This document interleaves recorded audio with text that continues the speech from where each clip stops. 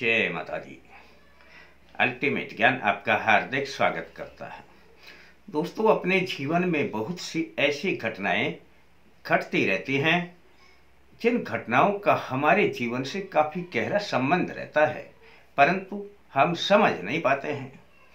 आज इसी बात को लेकर के मैं आपको बताने जा रहा हूं कि 7 ऐसे टिप्स बताऊंगा कि वो आपको इशारा देते हैं कि आपके इर्द गिर्द अब ईश्वरीय शक्तियां मौजूद रहने लग गई हैं। और ऐसा यदि होने लगे तब मैं सबसे पहले, शायद आपको बाद में बताना मैं भूल जाऊं, सबसे पहले तो यदि आपको लगे तो आप पहली घटना जब भी कोई घटती है तो सबसे पहले अपने भगवान को शुक्रिया अदा करें, या जिस देव की भी आप पूजा करते हैं उसको शुक्रिया अदा करें, उनका धन्यवाद दें कि मेरे जीवन में यह बदलाव आया। इसका मैं श्रेय आपको देता हूं, आपके चरणों में मुझे रख लीजिए। दोस्तों, एक छोटी सी घटना से शुरुआत करता हूं। एक स्त्री जिनके पति कुछ भी कार्य नहीं किया करते थे, जब पति कार्य नहीं करेंगे तो संबंध तो बिगड़े या ना बिगड़े, लेकिन घर की परिस्थिति अवश्य बिगड़ जाएगी। उनके 2 लड़कियां और 1 लड़का है। उनमें यह कोई घटना कोई बाहर की या कोई पीछे की घटी हुई ऐसी नहीं बता रहा हूं, मैं वो सत्य घटना बता रहा हूं जो मेरे घर परिवार से ही संबंध रखती है, इसलिए मैं नाम लेना भी उचित नहीं समझता। अब स्त्री परेशान है, करे तो क्या करे, घर कैसे चले। आंगनवाड़ी की एक पोस्ट निकलती है तो उसके लिए वह अपने फॉर्म भरने के लिए जब जाती है तो उसे पता चला कि ऑफिस वालों ने बताया कि फॉर्म की लास्ट डेट खत्म हो गई है और फॉर्म लेना हमने बंद कर दिया है। हमारे पास ये 15-20 जो फॉर्म आए हैं इसको हमने फोल्ड कर दिया है। स्त्री कहने लगी कि डेट तो कल तक की दे रखी है, फिर आपने इसे बंद कैसे कर दिया। उन्होंने कहा कि अब शाम तक जितने आए थे वो हमने तैयार करके रख दिए, कल हम कोई फॉर्म जमा नहीं करेंगे। तो स्त्री परेशान हो गई। उसने बहन के पास फोन किया, उसकी बड़ी बहन थी तो उसके पास फोन किया और उसकी बड़ी बहन तुरंत वहां से अपने ससुराल से चल करके उसके पास आ। जब वह आ रही थी तो जिस बस से आ रही थी उसमें ही उनकी सीट के पास में एक वृद्ध व्यक्ति बैठे हुए थे, बड़ी उम्र के थे। तो उनकी बहन कुछ बुदबुदा रही थी यूं ही कि ऐसा कैसे हो सकता है, जब 1 दिन बाकी है तो फॉर्म क्यों नहीं जमा करते। अब सिलेक्शन हो या ना हो ये बाद की बातें हैं, फॉर्म तो लेना चाहिए। अब वो जो व्यक्ति बैठा हुआ था उन्होंने यह बात को सुन लिया। उन्होंने कहा, बेटे क्या बुदबुदा रही हो, क्या परेशानी है आपको।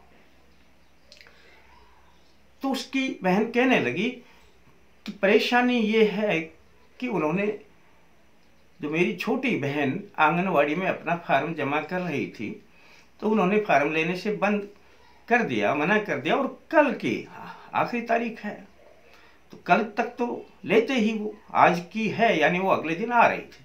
चलो जो भी हो, उन्होंने कहा कोई बात नहीं। एक कागज पर उन्होंने अपना फोन नंबर लिखा, अपना नाम लिखा और उन्होंने कहा कि मेरा नाम बोल देना और फॉर्म जमा करवा देना। दोस्तों, जरूरत पड़े तो मेरे पास इस फोन पे फोन कर देना, नाम ही ले देना मेरा। वह व्यक्ति कौन था उसकी समझ में भी नहीं आया, पर जब वह आई तो अपनी छोटी बहन को लेकर के जब ऑफिस गई और उन्होंने उनका नाम लिया तो वह फॉर्म उनका जमा हो गया। दोस्तों, उसको फोन करने की आवश्यकता भी नहीं पड़ी। और उन 20 फॉर्मों में देखिए अब सिलेक्शन भी उसी का होता है। उसको सख्त जरूरत थी, सिलेक्शन भी उसी का होता है जिनका फॉर्म लेने से उन्होंने मना कर दिया था। वह व्यक्ति कौन था कहाँ से आया था, क्या नाम था, वो तो कागज पे ही लिखा हुआ था, पर उसकी फिर दोबारा कोई भी मुलाकात नहीं हुई। उसकी छोटी बहन के दिन बदलने लगे, उनका लड़का भी सर्विस में लग गया, दोनों बेटियों की शादी हो गई, परिवार बहुत सुखी अच्छे प्रकार से चलने लगा। यह थी ईश्वरीय कृपा। अब मैं जो बताने जा रहा हूं, मेरा पहला पॉइंट यहीं से प्रारंभ होता है कि ईश्वरीय कृपा, यदि कोई किसी भी मोड़ पर कोई ऐसा व्यक्ति आपकी हेल्प करे जो कार्य आपका ना बनने वाला हो, और किसी अनजान व्यक्ति के द्वारा निस्वार्थ हेल्प आपको मिल जाए, तो समझ लेना वो कार्य हो जाए आपका। समझ लेना कि ईश्वरीय शक्ति आपके इर्द गिर्द अब आने लग गई है। ईश्वर को धन्यवाद दें। अब मैं दूसरा पॉइंट बताता हूं, दूसरे टिप्स पर आता हूं। कोर्ट में चल रहा है, न्यायालय में चल रहा है किसी भी प्रकार का मुकदमा, आपको अपने पक्ष में जीत की उम्मीद है ही नहीं, और है तो काफी लंबा केस चलता है, पता नहीं कब क्या फैसला आएगा। लेकिन यदि शीघ्र फैसला आपके हक में आ जाता है, तो समझ लेना दोस्तों, ईश्वरीय कृपा आप पर आने लग गई है। तीसरे पॉइंट पर आता हूं दोस्तों। यदि आप सोते हैं, लेट उठते हैं, देर से उठते हैं, आलस्य भरा रहता है, अब यदि आपकी आंख या आपकी नींद सूर्य उदय से पहले खुलने लग जाए, और खुलने के बाद भी आप में कोई आलस्य ना रहे, तुरंत उठने को मन करे, उठ करके दिन की दिनचर्या में आपका काम करने को मन करे, दोस्तों ऐसा जब होने लगे और आप तुरंत उठ जाते हैं और अपना मन लगाते हैं, आलस्य को त्याग देते हैं, उसी वक्त आलस्य रहता ही नहीं, तो समझ लेना ईश्वरीय कृपा आपके पास आने लग गई है। दोस्तों अब मैं चौथे पॉइंट पर आता हूं। यदि किसी घर के अंदर झगड़ा रहता है, दोस्तों झगड़ा रहने से हमारे सभी देव रूठ जाते हैं, परंतु समय के अनुसार यदि वह झगड़ा धीरे धीरे करके बंद हो जाता है, अब घर में जब झगड़ा बंद हो जाए और आपस में लोग प्रेम से रहने लगे, धीरे धीरे करके आपस में विचार मिलाने लगे, तो समझ लेना उस घर में ईश्वरीय कृपा आने लग गई है। दोस्तों इसके बाद आपके घर में यदि कोई ना कोई बेड रहता है जिस पर रोगी रहता ही रहता है, एक ठीक होगा तो दूसरा तीसरा, इस प्रकार से वह ऐसी बीमारियां आ जाती हैं जो बेड को छोड़ते नहीं हैं रोगी। और जिस दिन आप पाएं कि आपके बेड पर कोई रोगी नहीं है, छोटी मोटी बीमारियां तो सब जगह पर चलती रहती है। दोस्तों जब आपके बेड पर कोई रोगी नहीं होगा, तो समझ लेना उसी दिन से आपके ऊपर ईश्वर की कृपा बरसने लग गई है। दोस्तों अब मैं इससे अगले पॉइंट पर आता हूं। दोस्तों किसी के घर में यदि किसी के पुत्र की शादी नहीं हो रही, कोई भी कारण से, और उस घर में कोई भी छोटा बच्चा है ही नहीं, सब बड़े बड़े बच्चे हैं,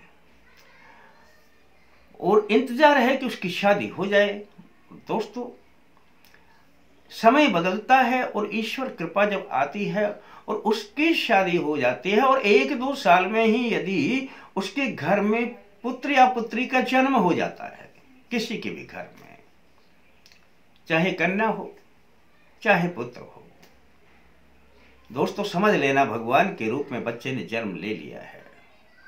उसी दिन से घर का भाग्य बदलना प्रारंभ हो जाएगा। समझ लेना ईश्वरीय कृपा उस घर में आ गई है। अब उनके दिन बदलने से उसे कोई नहीं रोक सकता। मैं अंतिम पॉइंट पर आता हूं।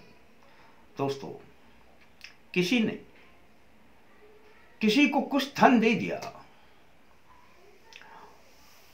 कर्जा दिया, या किसी ने मांग कर लिया, कैसे भी दे दिया और वो लौट आता नहीं है। आप सोच बैठे हैं कि ये पैसा मेरा नहीं आएगा, नहीं आएगा तो नहीं आएगा। आप भी अपने मन को समझा कर बैठ गए, परंतु वह व्यक्ति फिर बिना मांगे ही एक दिन उस कर्जे में से कुछ रुपए आपको दे कि मेरे पास अधिक तो नहीं है पर कुछ पैसे तो आप रख लो, धीरे धीरे करके मैं दूंगा, मेरे पास थे ही नहीं। समझ लेना दोस्तों, ईश्वरीय कृपा आपके ऊपर आनी प्रारंभ हो गई है। इसी प्रकार से यदि आपने किसी को देना है पैसा और आप दे नहीं पा रहे हैं, आप लाख प्रयत्न करते हैं, रास्ता ही नहीं खुल रहा, परंतु यदि आपके पास कुछ ऐसा धन आए, कहीं से भी आए, कोई रास्ता ऐसा बन जाए और आप अपना कर्जा वापस लौटाने लग जाए, समझ लेना कि आप पर देव कृपा आनी प्रारंभ हो गई है। दोस्तों, छोटी छोटी मैंने आपको ये टिप्स बताए हैं। ये टिप्स नहीं है, ये ऐसा ज्ञान है कि ये जब भी आप इसको देखेंगे अपने दायरे में पाएंगे ऐसा, और जब पाएंगे तो समझ लेना कि आपको अनुभव होने लग जाएगा कि ईश्वरीय कृपा अब हमारे आसपास रहने लग गई है। आप ईश्वर को धन्यवाद दें, उनकी भक्ति को थोड़ा थोड़ा नियमित रूप से अब और अधिक थोड़ा प्रेम और भाव से करें, तो फिर ये जो कृपा है यह है स्थायी रूप से आपके पास रहने लग जाएगी, बदल जाएंगे आपके दिन। अच्छा लगता है तो आप वीडियो को किसी को भी, अपने दोस्तों को बता सकते हैं। आपके लिए सिर्फ इतना ही, आप अपने लाइक का ध्यान रखें और शेष फिर मिलते हैं दोस्तों नए अंक के साथ। तब तक के लिए जय माता दी।